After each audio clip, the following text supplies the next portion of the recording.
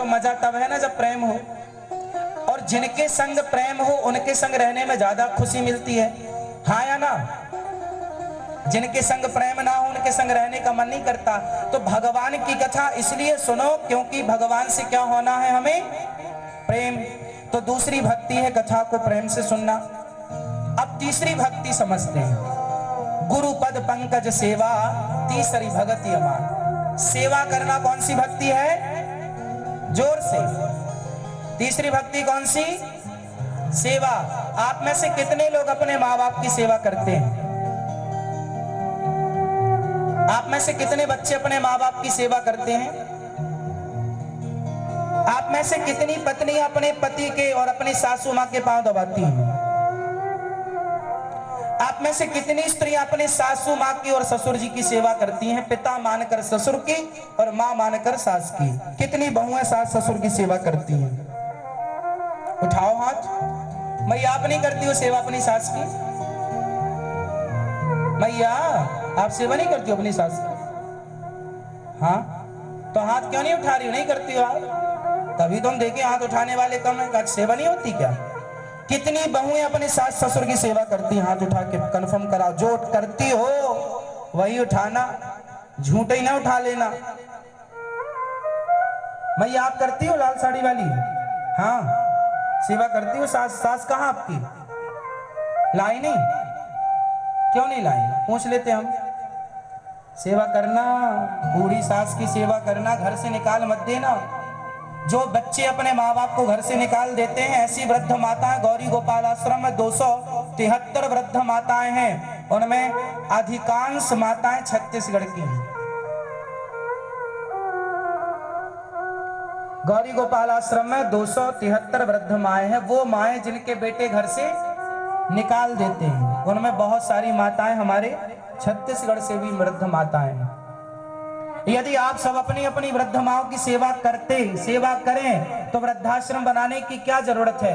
वृद्धाश्रम बनाना कोई अच्छी बात नहीं है, वृद्धाश्रम नहीं होने चाहिए, लेकिन ये तब होगा ना जब हर बेटा माँ बाप की सेवा करे। अभी कुछ दिन पहले छत्तीसगढ़ की ही एक माँ, उनका शरीर पूरा हुआ। गौरी गोपाल आश्रम में 3 वर्ष रही, उनकी खूब सेवा हुई। उनके 3 बेटे, शायद 3 या 2, 3 बेटे थे, 2 बेटे थे, और तीनों बेटों को हमने सूचना दी कि भैया आपकी माँ का शरीर पूरा हो गया है, आओ। उन्होंने बोला महाराज जी आप ही सब कर देना, हम थोड़ा लेट हो जाएंगे। बोले हम कल फ्लाइट से निकलेंगे ना।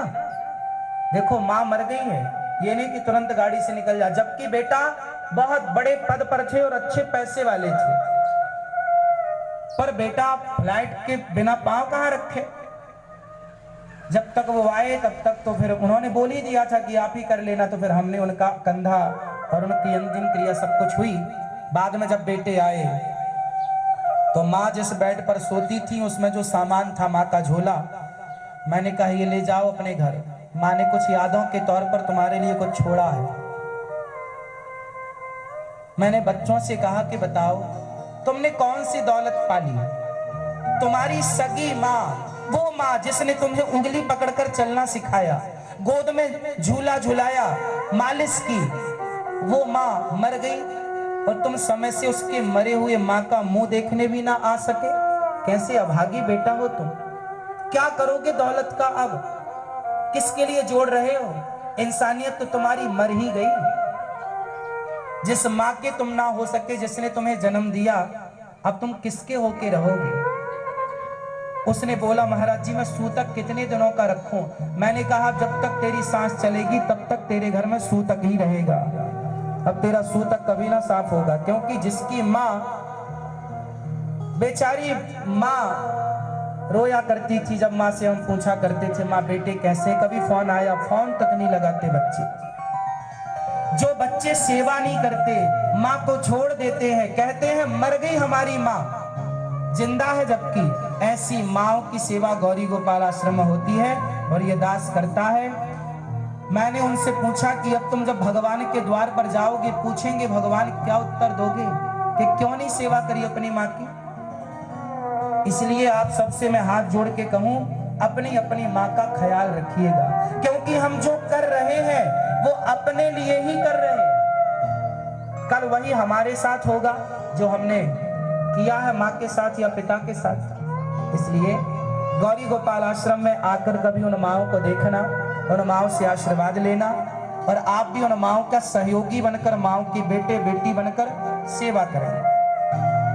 गौरी गोपाल आश्रम में इस तरह हमारी माताएं रहती हैं, सबकी चरण सेवा करके ये दास सबकी सेवा करने का प्रयास करता है।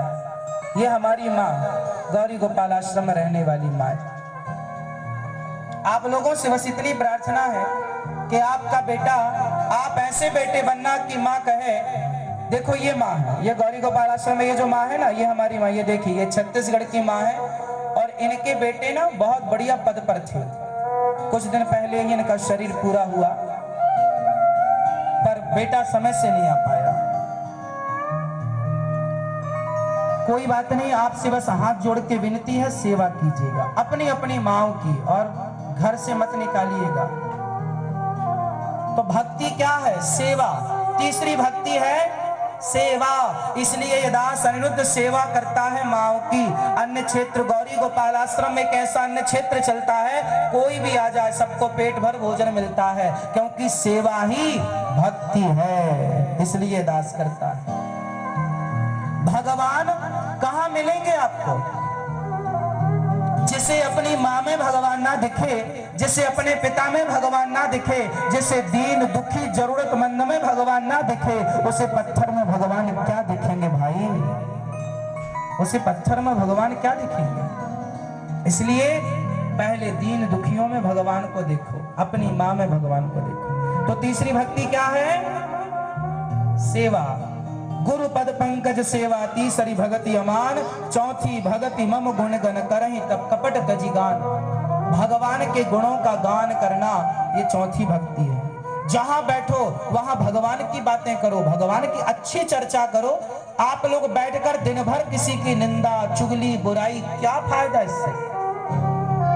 आप जहां बैठते हैं वहां उनकी बातें करते हैं जिनसे आपका कोई लेना देना नहीं है, क्या फायदा है? जहां बैठो वहां अच्छी बातें करो, अपने उत्थान की बातें करो, अपने लिए अच्छी विचार की बातें करो, भगवत चर्चा करो, भगवान की सुंदर गाथा गाओ, भगवान के नाम का यश बढ़ाओ, कथाओं का यश बढ़ाओ। तो चौथी भक्ति है भगवान का गुणगान गाना। ये दास अनिरुद्ध भगवान का गुणगान गाता है, ये चौथे नंबर की भक्ति हमसे हो रही है। पांचवी भक्ति है मंत्र जाप मम दृढ़ विश्वासा, पंचम भजन सुवेद प्रकाशा। भगवान का नाम जपना विश्वास के साथ, ये पांचवी भक्ति। आप में से कितने लोगों को भगवान पर विश्वास है? हाथ उठा के बस कंफर्म कराओ। चलो बहुत सुंदर, सबको